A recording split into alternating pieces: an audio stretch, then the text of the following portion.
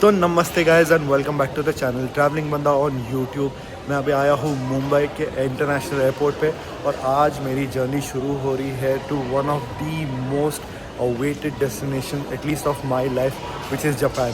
तो अभी मैं आपको बताने वाला हूँ इस वीडियो में कि आप अगर जापान जाना चाहते हो तो including your flights, your visa, your immigration, ये सारी प्रोसेस कैसी रहेगी and how to reach to the city centre from the airport along with all the necessary information. तो चलिए और देरी नहीं करते, इस वीडियो को शुरू करते हैं। चलो लेट्स गो। तो जो इंडिया की एग्ज़िट इमिग्रेशन है वो काफ़ी सिंपल थी। एयरलाइन ने भी इनफैक्ट कुछ भी नहीं पूछा, वीज़ा तक नहीं चेक किया, क्योंकि ऑनलाइन ही आप है ना बोर्डिंग करने के पहले ना जापान की एक प्री अराइवल रजिस्ट्रेशन फॉर्म है सॉर्ट ऑफ, इसकी लिंक मैं डिस्क्रिप्शन में अभी डाल रहा हूँ, वो आपको भरनी पड़ती है और आपकी सारी details including your passport and visa number is put in that, so everything is updated digitally. Japan की वीज़ा के बारे में लोगों ने इतना हवा बना के रखा है कि it's a difficult visa to get. Actually Japan is a very process oriented country. तो आप इसकी पेपर वर्क जैसे अभी आपको स्क्रीन पे दिखाई दे रही है सही दे दोगे तो 5 to 7 वर्किंग डेज में आपकी वीज़ा आ जाएगी। Just submit this document at the embassy, VFS और any agency and you are good to गो।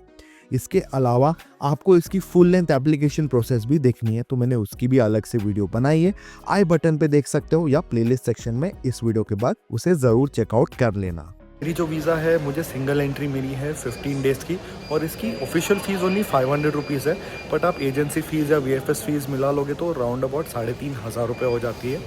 मैंने ये वीज़ा जो है रिया ट्रैवल्स के थ्रू कराई है, मेरे घर के पास वो एजेंसी है और मुझे एक हफ्ते में मेरी वीज़ा आ गई थी।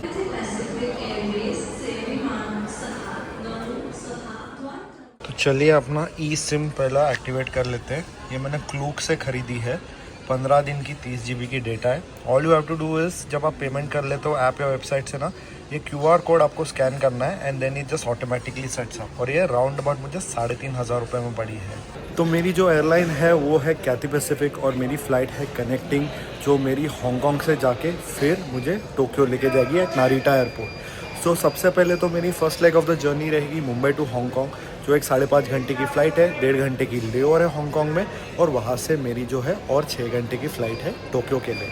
ये सिंगल PNR में ही है, तो सारी बैगेज बॉम्बे में ही चेक इन हो गई है, सीधा मुझे टोक्यो में मिलेगी नारिटा एयरपोर्ट पे। जापान में जाने का सबसे एक्सपेंसिव कंपोनेंट है flight and the flights are not short as well. Direct flight आपको लगभग 8 घंटे लगाती है और वो मेनली दिल्ली से चलती है और उसकी फ़्लाइट फेयर लगभग आपको 50-55,000 के बीच में पड़ जाती है एवरेज। और इसके अलावा मैं मुंबई से जो मेरी फ़्लाइट थी वो कनेक्शन वाली थी, तो आपको सिंगापुर या हांगकांग के थ्रू आपको फ्लाई आउट करना पड़ता है, और मेरी टिकट जो मुझे पड़ी थी राउंड अबाउट 48,000 के आसपास में पड़ गई थी, विच वॉजंट चीप एंड वो भी मैंने एडवांस बुकिंग की थी। So understand that and book your tickets accordingly for your Japan trip.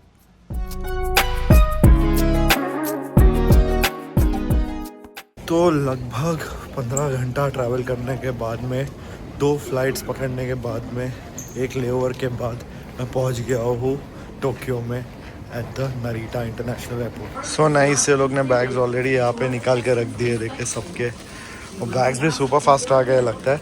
उल्टा लाइन लंबी थी इमिग्रेशन में बोल के मेरे को इतना टाइम लगा है। सो इमिग्रेशन की जो है लाइन यहाँ पे काफ़ी लंबी थी। आपको ध्यान रखना है, जैसे मैंने आपको वीडियो के पहले मतलब सेगमेंट्स में बताया था कि you have to fill out the Japan arrival card, जिसमें आपका कस्टम्स डिक्लेरेशन का भी हो जाता है, उसकी QR आपको जनरेट करके रखनी है। नहीं भी होगा तो कोई बड़ी बात नहीं, इधर आके अभी आप फॉर्म भर सकते हो, पर भर के रखोगे तो टाइम बचेगी। इमिग्रेशन में भी कुछ नहीं था, वही जो QR कोड आप जो जनरेट करते हो जापान अराइवल कार्ड की, वही आपको दिखानी पड़ती है and it is done and you come out here in the general arrival area. Airport पे भी आपको सिम बेंडिंग मशीन्स है, पर वो मुझे थोड़ा एक्सपेंसिव लगा, so I am pretty happy with my e SIM. So अगर आप इधर जापान में आ रहे हो और कैश लेके आ रहे हो तो एयरपोर्ट पे ही आपको करेंसी एक्सचेंज के स्टोर्स मिल जाते हैं। करेंसी एक्सचेंज फेयर है यहाँ पे। अगर आप मतलब इंडिया से जापानीज़ येन लेके आ सकते हो तो ज़्यादा अच्छा रहेगा, नहीं है तो US डॉलर्स अगर आपको मिल रहे हैं आपके एरिया में वो लेके आइए और यहाँ पे चेंज करा लीजिए। That makes your life a lot more easier. तो चलिए कैश विड्रॉ करके देखते हैं कि क्या चार्जेस जाने वाले हैं हमारे, अगर पैसा विड्रॉ करना है इधर से तो। ओके, तो विड्रॉल अमाउंट यहाँ पे है 20,000 येन पे 2,000 जापानीज़ येन और 10,000 पे 110 जापानीज़ येन। सो मैं सोच रहा हूँ 20,000 निकाल लूँ पहले। आ गया भाई कैश 20,000 येन। तो ये जापानीज़ करेंसी है, ये है 20,000 येन, यानी कि रफली 12,000 रुपये हो गए हैं। सो करेंसी कुछ ऐसा दिखता है, अभी इसको छुट्टे कराने पड़ेंगे। ध्यान रखिए कि जापान आज भी एक बहुत ही प्रीडोमिनेंटली कैश बेस्ड इकोनॉमी है। सो आपको कैश लगने ही वाला है ऑलमोस्ट हर जगह पे। ऑफ कोर्स मतलब बड़े स्टोर्स में आपको कार्ड चल जाता है, और मैंने ये पैसा विड्रॉ करने के लिए ना मेरा फॉरेक्स कार्ड यूज़ किया है। मैंने इंडिया से निकलने के पहले ही ना मेरी जो HDFC की मल्टी करेंसी फॉरेक्स है जो मैं हमेशा यूज़ करता हूँ, जिसमें ऑलमोस्ट 22 टाइप्स की करेंसी रीलोड होती है इंक्लूडिंग जापानीज़ येन डायरेक्टली। तो मैंने वो डायरेक्ट इसमें मैंने टॉपअप कर लिया। आप credit card, debit card, UPI किसी से भी कर सकते हो। एंड मैंने यहाँ पे आके पैसा विड्रॉ कर लिया। तो ये जो पीछे जो आप देख रहे हैं, ये है नरीटा एयरपोर्ट की जो बस सर्विस है जो आपको सिटी सेंटर लेके जाती है। अभी आपको बता देता हूँ कि सिटी सेंटर पहुँचना है ना, यहाँ से 2 ऑप्शन है, और बेसिकली 3 ऑप्शन है, पर उसमें से 2 सस्ते ऑप्शन है, train and the second one is bus being the cheapest one of them all. तीसरा ऑप्शन है टैक्सी लेके जाना, but taxis in Japan are super expensive, और एयरपोर्ट से आपको टोक्यो में कहीं पे भी सिटी सेंटर में पहुंचना है तो 17,000 रुपीज़ लगने वाले हैं आपको पहुंचने के लिए। तो यू डिसाइड कि आपके पास उतना पैसा है खर्चा करने के लिए कि आप मेरे जैसे बजट में जाना चाहते हो, तो बस पकड़ के बैठ जाओ। तो बस का एडवांटेज ये है कि अगर आप यहाँ से डायरेक्टली चढ़ जाओगे 2 घंटे में आपको सिटी सेंटर पहुँचा देती है। और जैसे मैंने जो है शिंजुकू में मेरा जो है फर्स्ट नाइट का स्टे बुक किया है, तो बस का मेरे रिसर्च में मुझे पता चला कि ये बस जो है मेरा जो स्टे है उसके बहुत ही पास में पहुंचा देती है। तो मैंने फ्लूक के थ्रू जो है मेरी एयरपोर्ट शटल की बस बुक की है। जैसे अभी आप स्क्रीन पे देख सकते हो, ये बहुत ज़्यादा कन्वीनियंट है। आप जो भी जगह से, जो भी टर्मिनल से, जो भी एयरपोर्ट से आप लैंड हो रहे हो, वहाँ से आपको बस मिल जाती है काफ़ी आसानी से, और इसकी फेयर भी बहुत ज़्यादा रीज़नेबल है। और आप अगर मेरा कोड यूज़ करोगे चलो लेट्स गो एट चेकआउट, तो आपको 10% की डिस्काउंट भी मिल जाएगी। बस तो मेरी है 4:20 की। मैंने थोड़ा गैप रखा था ताकि just in case flight delay हो जाए या इमिग्रेशन में ज़्यादा टाइम लग जाए, तो उसके हिसाब से। सो अभी आपको ऑल्टरनेटिव भी ऑप्शंस बता देता हूँ, जैसे ट्रेन भी जाती है सिटी सेंटर की, और उसका एक छोटा सा प्रॉब्लम है जो आपको अभी मैं बताने वाला हूँ, तो स्टे ट्यून्ड।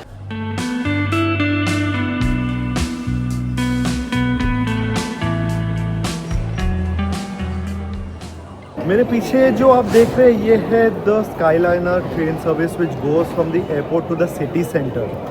इसका एक इशू ये है जो मैं अपनी रिसर्च कर रहा था बुकिंग के टाइम पे ना, कि यहाँ पे से आपको जो सिटी सेंटर में ना अलग अलग जो स्टेशन है वहाँ पे लेके जाती है। अगर आपका कोई मेजर जो स्टेशन है वहाँ पे अगर आपका जो स्टे बुकड है, then your life becomes easy. जैसे कि मैं अभी शिंजुकू में हूँ, तो शिंजुकू से मुझे मतलब यहाँ से शिंजुकू पहुँचना जहाँ पे मैं हूँ, मुझे 3 ट्रेनें बदलनी पड़ रही थी। And then it could get really confusing, और हर बार ऐसा बैग लेके जाओ आओ, it can be really like difficult. So इसके लिए मैंने ये ऑप्शन ऑप्ट नहीं किया। सो डिपेंडिंग ऑन आपका होटल कहाँ पे, you can choose the best option, पर मुझे डेफिनेटली लगा कि bus was a better option. It actually drop me to the doorstep of where I wanted to reach. और अगर आपको ये ट्रेन की टिकट भी बुकिंग करनी है तो वो भी आपको क्लूक पे मिल जाएगी। मेरा कोड चलो लेट्स गो उधर भी चलता है, और आपको 10% की डिस्काउंट भी मिल जाएगी। सो अभी चलिए जाते हैं। कुछ ही देर में मेरी बस यहाँ से मुझे सिटी सेंटर लेके जाने वाली है, उसकी जो पूरी जर्नी है वो दिखा दूंगा।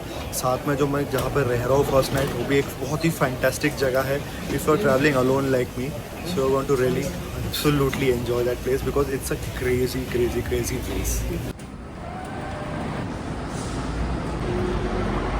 तो जो क्लूक के टिकट में है ना, हमारे पिलर नंबर 16 पे जाना है ऐसे दिखाया है। तो मेरी 4:20 की बस है, अभी रफली 3:30 हो गया है। देखते हैं कि जल्दी बोर्ड करने मिलता है क्या इस बस पे। वाह भाई, बस तो अमेजिंग है, और अपनी सीट भी इधर आ गई है। तो बस एकदम ऑन टाइम आ गई, सीट भी अलॉटेड थी, बैठ गए। अभी थोड़ी देर में बस शुरू हो जाएगी और हम पहुंच जाएंगे लगभग 1.5 घंटे में हमारे फाइनल डेस्टिनेशन में, जहाँ पे हमारी स्टे है एट शिंजुकू।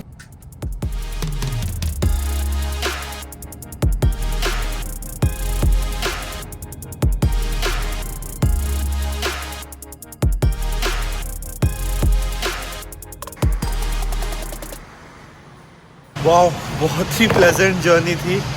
और ध्यान रखना भाई, एयरपोर्ट जो है ये नारिटा काफ़ी दूर है सिटी सेंटर से, शिबुया हो कोई भी जगह हो। और all in all the journey was very nice यार। बस के ड्राइवर भी मस्त है यार, पूरा बैग वैग निकाल के दे देते हैं। इट्स वेरी प्लेजेंट यार। जापान का जो बोलते हैं वो बहुत हद तक सही भी है। People are very nice up until now, at least पहले 3 घंटे में।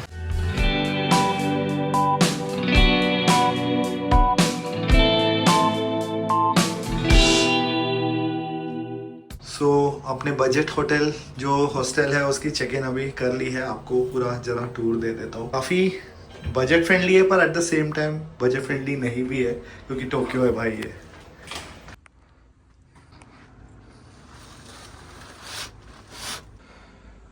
तो भाई ये हमारा बेड है, काफ़ी कोजी है यार।